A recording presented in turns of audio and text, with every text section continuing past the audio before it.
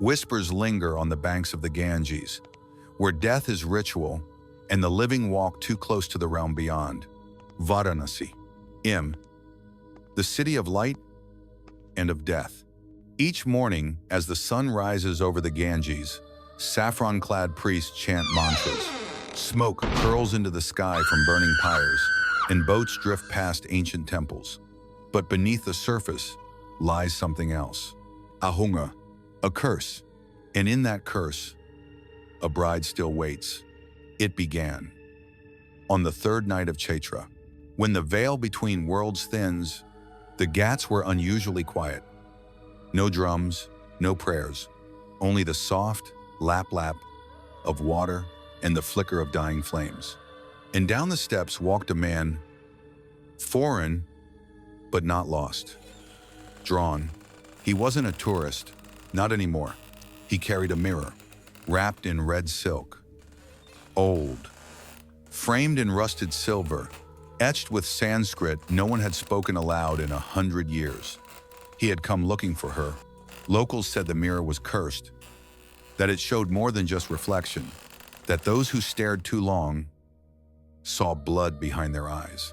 He stopped at the edge of the ghat, just where ashes met water, and whispered, "Show me." The silk fell. The mirror caught nothing but darkness. Not the flames, not the stars, only her. A face, a bride in crimson, eyes black as night, bleeding tears. She reached from inside the glass, and then she smiled. To be continued. The darkness seemed to whisper as Arav stepped inside the decrepit mansion. A gust of wind slammed the door shut behind him. He was trapped. The air inside was stale, thick, like it hadn't been disturbed for centuries. Dust danced in the moonlight that seeped through shattered windows. Each step he took echoed through the vast, decaying halls. And then he saw it. A portrait. Massive, faded with time, yet unmistakably beautiful. A woman, eyes haunting, smile fragile, almost pleading. Beneath it, a tarnished plaque read, Anaya Devika, married 1772, departed never. The temperature dropped. Goosebumps crawled up his arms. The eyes in the painting, were they following him? He turned away, heart pounding, and stumbled into a room that reeked of incense and decay. Blackened candles melted into twisted forms on the floor. Symbols, drawn in what looked like dried blood, marked the walls and ceiling. In the center, a wedding saree. Red, tattered, soaked in something dark.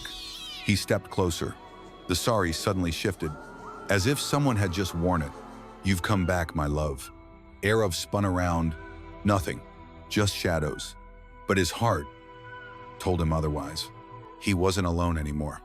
A presence curled around him like smoke, unseen fingers brushing the back of his neck. A whisper in a voice that was not of this world. "You promised me forever." Ir ran through corridors that seemed to shift and stretch. Rooms he hadn't entered rearranged themselves. Every turn, another memory, not his.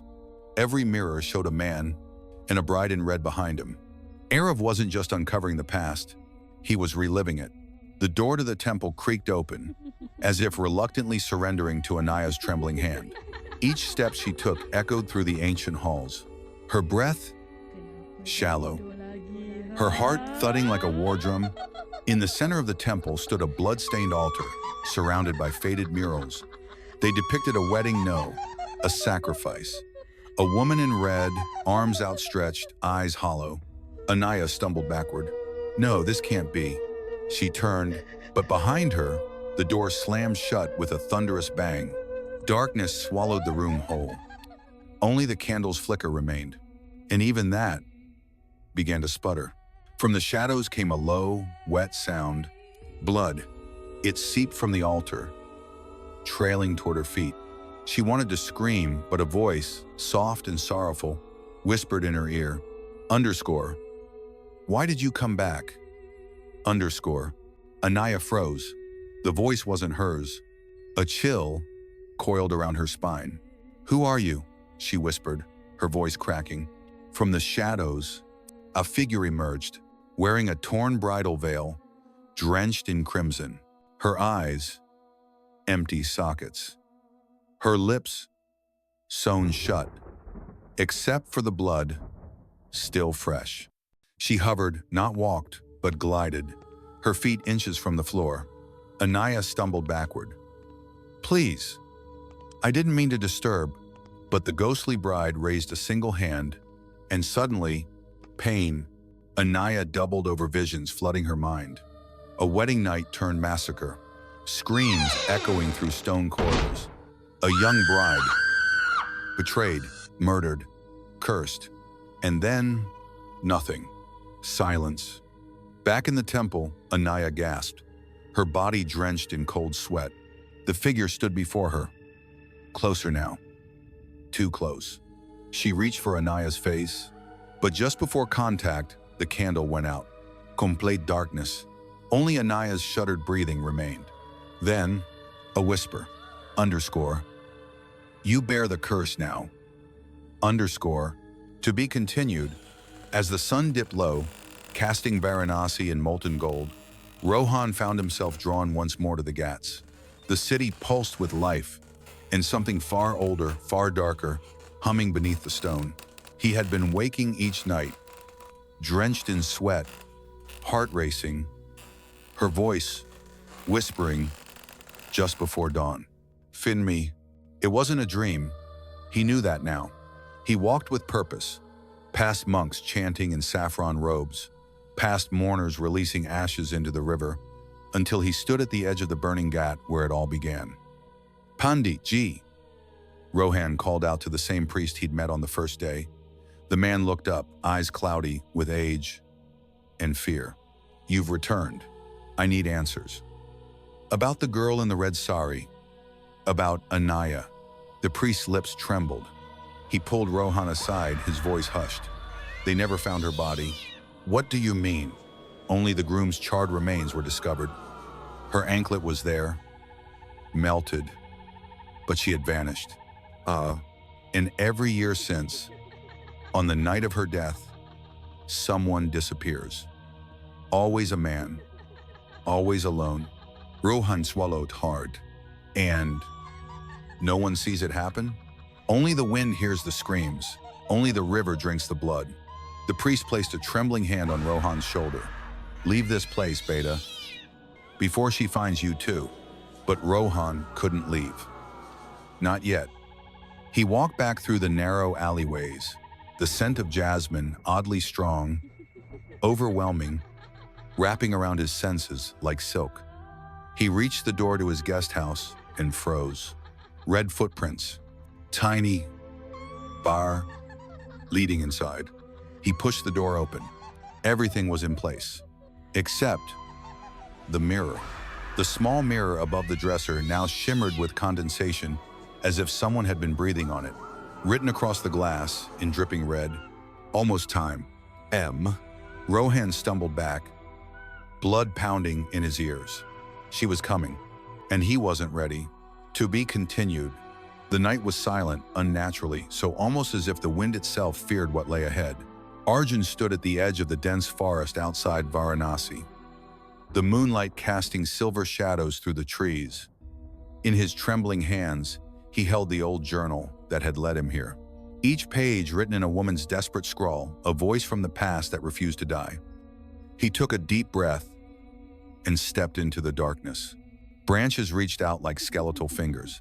Leaves rustled, but there was no wind. It was as if the forest whispered mournful, ancient voices curling through the trees. And then he saw it, an overgrown path, half swallowed by nature, but still there, still waiting. The journal had spoken of a forgotten temple, hidden deep in this forest where blood was spilled and vows were broken. Arjun followed the path, his heart pounding louder than his footsteps. Every few meters, he thought he heard whispers behind him, or a rustle too quick to be wind. But when he turned nothing, he pressed forward. Finally, he reached a clearing, and there, it stood, the temple. It was crumbling and moss-covered, lost to time but undeniably sacred, and undeniably wrong. Thick vines wrapped around ancient stone pillars. The entrance was flanked by carvings, women with weeping eyes, fire licking at their feet, their hands clasped in prayer or in agony. Inside, darkness, but he couldn't stop now. He stepped inside, the air thick with the scent of damp earth and something else. Ash and blood. His flashlight flickered. Once, twice, then held. What he saw made his breath catch. At the center of the temple was an altar. Upon it, an old bridal saree torn and stained deep crimson. The same saree from his dreams. He moved closer, hand trembling, when suddenly, a gust of wind. Asterisk, asterisk. A scream. Asterisk, asterisk.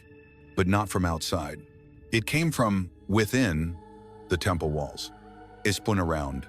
The carvings, the women with weeping eyes, their faces were wet, dripping as if they were crying.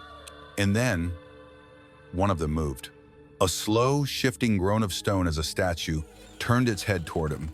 Its mouth opened, not carved, but now living. And it whispered, "She waits." Arjun stumbled back, heart racing, and dropped the journal. Pages fluttered. Then he saw it. An entry he hadn't noticed before, scrawled in the margins. To break the curse, the blood must return. Asterisk. His hands trembled. What does that mean? And then, he felt it. A cold touch on his neck. A breath not his. He turned and saw her, Anaya, draped in the bridal saree, eyes black as void, mouth parted, in grief, in Ra, or both. "Arjun," she whispered, and the temple doors slammed shut. That night, Arav couldn't sleep. Every time he shut his eyes, he saw her face. Anaya pale, bleeding, her eyes hollow, her mouth whispering something he couldn't hear. He tossed. He turned, but then, the light in his hallway flickered on by itself. He sat up, his heart pounding like a drum in the silence. Slowly, he walked out of the room. The corridor stretched longer than usual, darker than usual. A figure was standing at the end, draped in a bridal saree red, soaked in blood. Her back faced him, but the air grew cold, sharp, slicing cold. "Anaya?" he whispered, his voice cracking. The bride turned, slowly. Her eyes glowed red. Her mouth hung open, dark blood dripping from her lips. And then, she pointed at him. "You broke the promise." Arav stumbled backward, falling. When he looked up, she was gone. Just silence. And the hallway light swaying faintly as if something had just passed. He tried to dismiss it. Sleep, work, routine, he forced himself back. But the visions kept returning. And then came the dreams. Of fire, of screaming, of a woman crying, burning, and a shadow standing still, watching her turn to ash. He always woke up breathless, choking on smoke that wasn't there. What was happening? Was it guilt? Or something darker that had followed him home? It was 3:07 a.m. Arav awoke to the sound of someone banging on the front door. He crept toward it, every step heavier than the last. He didn't open it. He looked through the peephole. Nobody. But as he turned to go back, boom, asterisk. The knocking again louder, more violent. He opened the door. Nothing. But red footprints leading into his house. Bare, bloody footprints. And they were fresh. Trembling, Arav followed them. Through the living room, down the hall, they ended at his bedroom door. Inside, there was no one, except the mirror. A mirror he never remembered owning. It stood tall, with intricate carvings, and in its reflection was the bridal figure again. But this time, she was smiling, not sweetly, cruelly. Her mouth moved, but no sound came out. He leaned closer, heart thudding in his ears. Her voice echoed inside his skull. "You brought me back. You will finish what you started." Then, the mirror shattered. Arav screamed. Shards flew everywhere, cutting his arms, his face. When he looked again, the mirror was gone. But her scent lingered. Yasmin. And blood. Was this madness? Or the beginning of something he could no longer control? Anaya stumbled backward, her breath ragged, her eyes wide with disbelief. No, no, that can't be true, she cried, clutching her chest as though trying to steady a heart that had just learned it had never truly known the woman who raised her. In the silence that followed, her mother, now a trembling, broken silhouette in the flickering lamplight, nodded slowly. Yes, it is true. You are not mine by blood. You were born on the riverbanks of Manikarnika Ghat. Your real mother was the Blood Bride. Anaya sank to her knees, her limbs numb, her mind spiraling into darkness. She was chosen, taken, sacrificed in an ancient ritual. I tried to stop them. I tried, but I was too late. A surge of heat flushed through Anaya's veins. Her memories, her childhood, the dreams of blood, fire, and chanting. They weren't just nightmares. They were fragments of another life, another death. Why didn't you tell me? Her mother's lips quivered. Because if you knew who you were, the Order would find you and finish what they started. Anaya turned her face toward the window. In the glass, her reflection shimmered, then twisted, her eyes momentarily glowing crimson before snapping back to normal. Something inside her had been awakened. She whispered, I need to go back. Her mother's eyes widened with terror. No, if you go to Varanasi now, they'll know. Anaya rose, slow and solemn. I was born in the fire. Let them come. She stepped toward the door. With every footfall, the shadows in the house deepened. The past was no longer behind her. It was inside her. A calling, a curse, and she would face it head on. The mirror shattered, the curse released. As Arya stumbled backward, shards of glass glittering around her feet, the room fell, deathly still. The air was thick, suffocating. From the broken mirror, black smoke slithered out like tendrils of living shadow, twisting, writhing, and forming her, the Blood Bride. She was beautiful, in a way only death could be. Her face was veiled in blood, eyes glowing like dying embers. Her wedding saree floated behind her like tattered fire. Her mouth never moved, but Arya heard her deep inside her mind. You called me, I have come. Arya fell to her knees. Her memories were no longer her own. She saw the wedding, the fire, the betrayal. She was Sati, or Sati was her. The bride's voice echoed inside the room, a song in Sanskrit, a lullaby twisted into a curse. And then, silence. Arya's body jerked up like a marionette, pulled by unseen hands. Her eyes rolled back, her mouth opened too wide, unnatural. The spirit was entering. In that moment, the room's candles exploded into flames. The shadows danced violently. A wailing, piercing shriek filled the Havli. Outside, the wind howled like 1,000 widows screaming into the night. Arya's voice now layered hers, and Sati's. She betrayed me.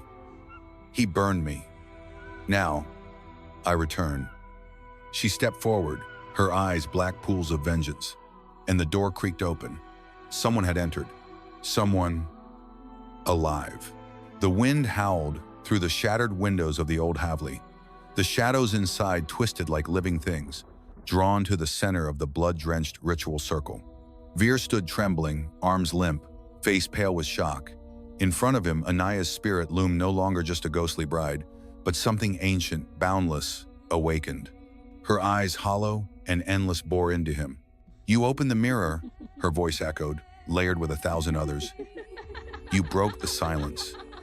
Now you must complete what your blood began. I didn't know. Fear choked. I didn't mean to, but it was too late. The candles flared, flames rising unnaturally high, flickering blue, then black. A force pulled him to his knees. Anaya's wedding veil slithered across the floor like a snake, coiling around his arms. You summoned me with longing, Veer, with guilt. You brought me back. Her voice softened. But beneath it, There was a cracking like dry bones splitting apart. And now, you'll give me peace. From the shattered mirror, hands began reaching through. One after another, dozens, all women in red, their faces burned, drowned, strangled. The forgotten brides. They whispered in unison, "Justice for Anaya, justice for us all." Veer screamed, his voice torn away by the wind. His body lifted into the air, suspended, stretched over the ritual circle like a broken marionette. Blood began to pour from his eyes, ears, mouth, and then a single drop of crimson fell to the center of the symbol. The circle blazed to life. With a final, deafening cry, the spirits vanished. The Havli collapsed inward with a crash that shook the ground. Dust rose like smoke from a cremation pyre. All that remained was the broken mirror. But if you walk the riverbank under a full moon, and if the wind carries the scent of jasmine and fire, you may hear a bride humming her wedding song. Still waiting, still watching, and if you're not careful, you just might join the ceremony forever.